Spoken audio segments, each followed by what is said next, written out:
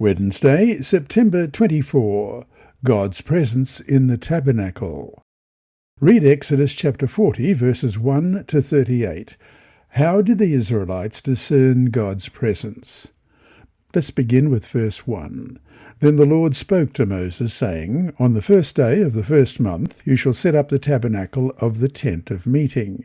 You shall put in it the ark of the testimony, and partition off the ark with the veil. You shall bring in the table, and arrange the things that are to be set in order on it, and you shall bring in the lampstand and light its lamps. You shall also set the altar of gold for the incense before the ark of the testimony, and put up the screen for the door of the tabernacle. Then you shall set the altar of the burnt offering before the door of the tabernacle of the tent of meeting. And you shall set the laver between the tabernacle of meeting and the altar, and put water in it. You shall set up the court all around, and hang up the screen at the court gate. And you shall take the anointing oil, and anoint the tabernacle and all that is in it. And you shall hallow it and all its utensils, and it shall be holy. You shall anoint the altar of the burnt offering and all its utensils, and consecrate the altar. The altar shall be most holy, and you shall anoint the laver and its base, and consecrate it. Then you shall bring Aaron and his sons to the door of the tabernacle of meeting, and wash them with water. You shall put the holy garments on Aaron, and anoint him, and consecrate him, that he may minister to me as priest. And you shall bring his sons, and clothe them with tunics. You shall anoint them as you anointed their father, that they may minister to me as priests. For their anointing shall surely be an everlasting priesthood throughout their generations. Thus Moses did, according to all that the Lord had commanded him. So he did. And it came to pass in the first month of the second year, on the first day of the month, that the tabernacle was raised up. So Moses raised up the tabernacle, fastened its sockets, set up its boards, put in its bars, and raised up its pillars. And he spread out the tent over the tabernacle, and put the covering of the tent on top of it, as the Lord had commanded Moses. He took the testimony and put it into the ark, inserted the poles through the rings of the ark, and put the mercy seat on top of the ark. And he brought the ark into the tabernacle, hung up the veil of the covering, and partitioned off the ark of the testimony, as the Lord had commanded Moses. He put the table in the tabernacle of meeting, on the north side of the tabernacle, outside the veil, and he set the bread in order upon it before the Lord, as the Lord had commanded Moses. He put the lampstand in the tabernacle of meeting across from the table, on the south side of the tabernacle, and he lit the lamps before the Lord, as the Lord had commanded Moses. He put the gold altar in the tabernacle of meeting in front of the veil, and he burned sweet incense on it, as the Lord had commanded Moses. He hung up the screen at the door of the tabernacle, and he put the altar of burnt offering before the door of the tabernacle of the tent of meeting, and offered upon it the burnt offering and the grain offering, as the Lord had commanded Moses. He set the laver between the tabernacle of meeting and the altar, and put water there for washing. And Moses, Aaron, and his sons would wash their hands and their feet with water from it. Whenever they went into the tabernacle of meeting, and when they came near the altar, they washed, as the Lord had commanded Moses. And he raised up the court all around the tabernacle and the altar, and hung up the screen of the court gate. So Moses finished the work. Then the cloud covered the tabernacle of meeting, and the glory of the Lord filled the tabernacle. And Moses was not able to enter the tabernacle of meeting, because the cloud rested above it, and the glory of the Lord filled the tabernacle. Whenever the cloud was taken up from above the tabernacle, the children of Israel would go onward in all their journeys. But if the cloud was not taken up, then they did not journey till the day that it was taken up. For the cloud of the Lord was above the tabernacle by day, and fire was over it by night, in the sight of all the house of Israel, throughout all their journeys. The final chapter of Exodus, Exodus 40, describes the dedication of the tabernacle and the gift of the Decalogue. The tabernacle's dedication was the culminating event of Israel at Sinai. God's glory is his holiness, his character and his loving presence, which is goodness itself. As we read in Exodus 3, verse 5, "Then he said, 'Do not draw near this place. Take your sandals off your feet, for the place where you stand is holy ground." And Exodus 33, verses 18 and 19. "And he said, 'Please show me your glory.'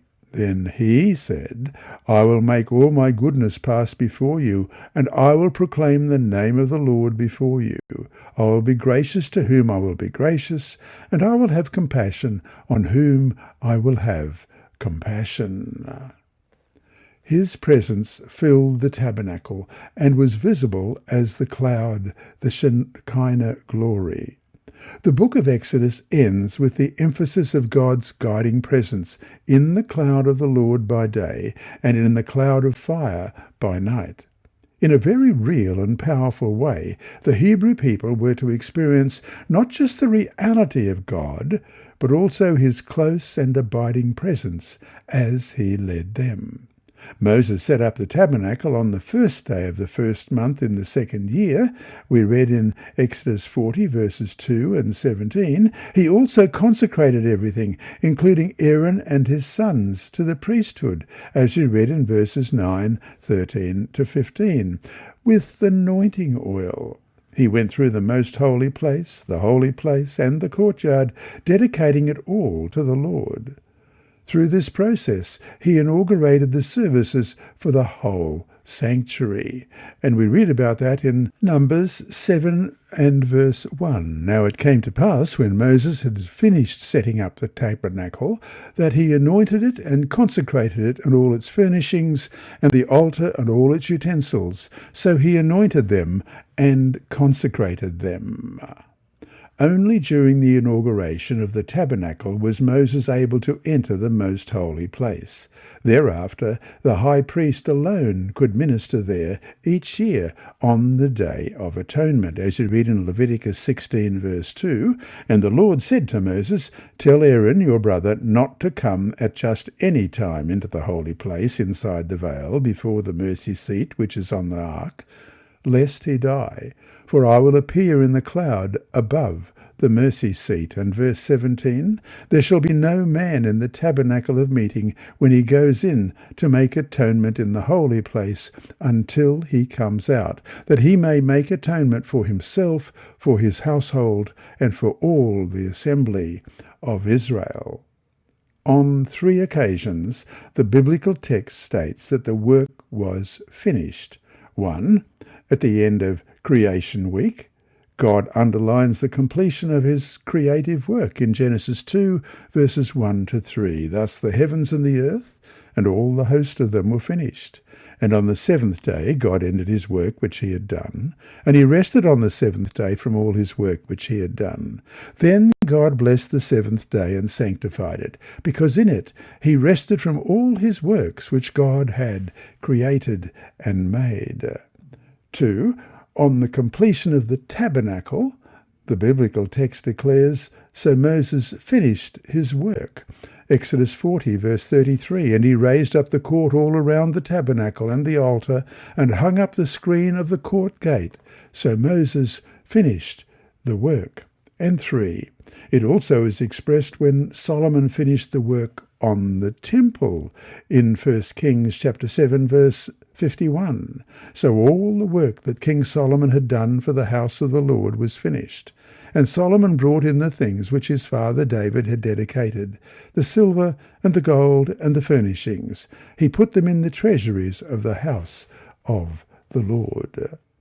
This connection between the creation and Israel's sanctuary points to the cosmic dimension, the time when the Lord will dwell with the redeemed on the new earth in the New Jerusalem, which is the tabernacle of God, as we read in Revelation 21, verses 2 and 3.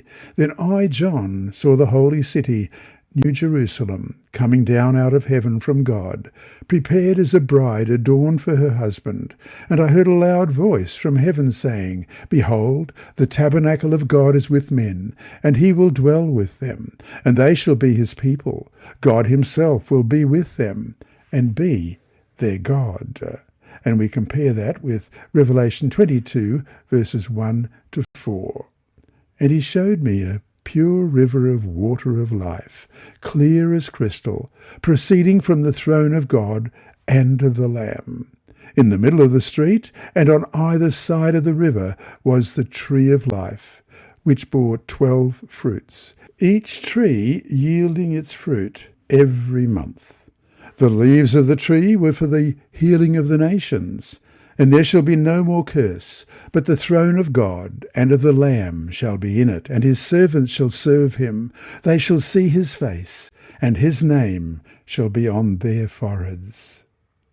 God's filling the tabernacle with his presence, in Exodus 40, verse 34, was the grand climax to events that began with the birth of Moses and continued with the defeat of the Egyptian gods during the plagues, with the escape from Egypt, with the defeat of the Egyptian armies, and finally with God's revelation on Mount Sinai.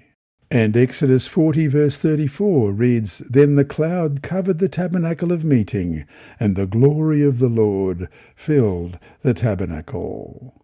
And so, to finish today, what are ways that even now you can experience the presence of God? Why is it important that you do so?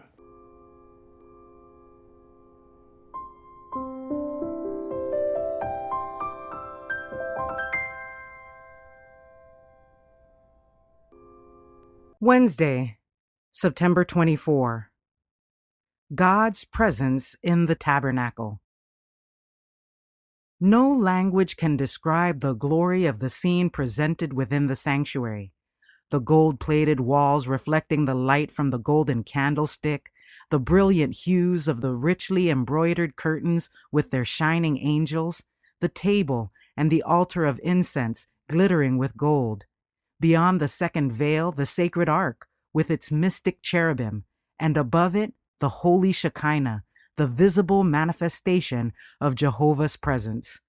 All but a dim reflection of the glories of the temple of God in heaven, the great center of the work for man's redemption. A period of about half a year was occupied in the building of the tabernacle. When it was completed, Moses examined all the work of the builders, comparing it with the pattern shown him in the mount and the directions he had received from God. As the Lord had commanded, even so had they done it. And Moses blessed them. With eager interest, the multitudes of Israel crowded around to look upon the sacred structure. While they were contemplating the scene with reverent satisfaction, the pillar of cloud floated over the sanctuary and, descending, enveloped it. And the glory of the Lord filled the tabernacle. There was a revealing of the divine majesty, and for a time even Moses could not enter. With deep emotion, the people beheld the token that the work of their hands was accepted. There were no loud demonstrations of rejoicing. A solemn awe rested upon all, but the gladness of their hearts welled up in tears of joy, and they murmured low, earnest words of gratitude that God had condescended to abide with them. Patriarchs and Prophets, page 349. After the work of the tabernacle was finished, a cloud covered the tent of the congregation, and the glory of the Lord filled the tabernacle. And Moses was not able to enter into the tent of the congregation because the cloud abode thereon, and the glory of the Lord filled the tabernacle. And when the cloud was taken up from over the tabernacle, the children of Israel went onward in all their journeys.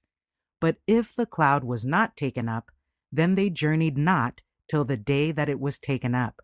For the cloud of the Lord was upon the tabernacle by day, and fire was on it by night, in the sight of all the house of Israel throughout all their journeys.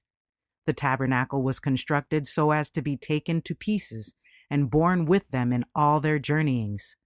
Spiritual Gifts, Volume 4A, page 10. In the manifestation of God to his people, light had ever been a symbol of his presence. At the creative word in the beginning, light had shone out of darkness. Light had been enshrouded in the pillar of cloud by day and the pillar of fire by night, leading the vast armies of Israel. Light blazed with awful grandeur about the Lord on Mount Sinai.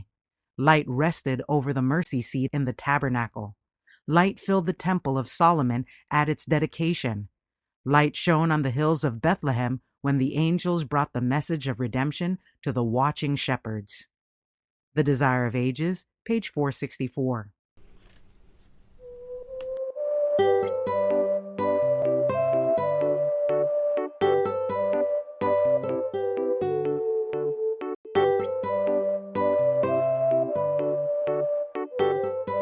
And remember, God is always faithful.